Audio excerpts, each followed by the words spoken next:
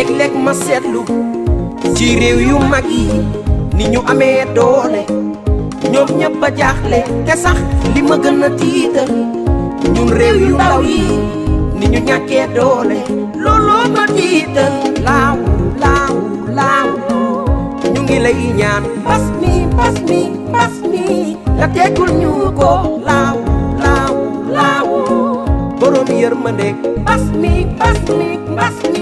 nga teggul ñu ko laissez-vous ñu mën a xeex waaw coronavirus lii la réew mi laaj laissez-vous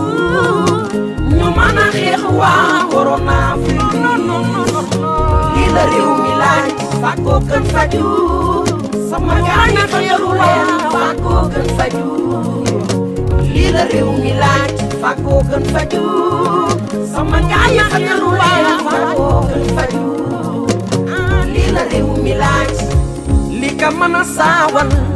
mbooloo mu bari bàyyi saafonte bi te bañ di joxe loxo li ñu gën a sore feebar bi mën noo sore li ñu gën a jege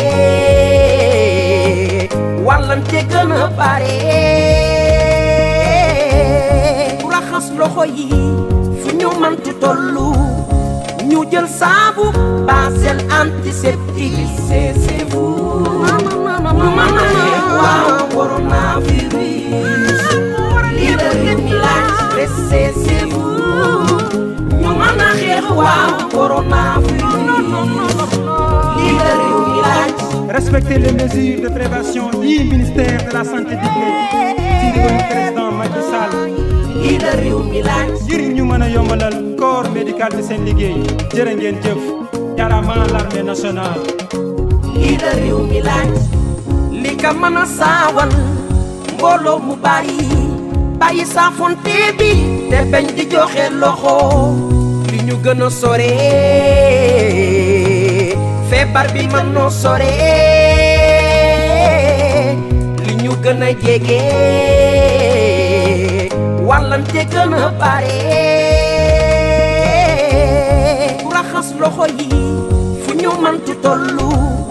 ñu jël saabu basel antiseptique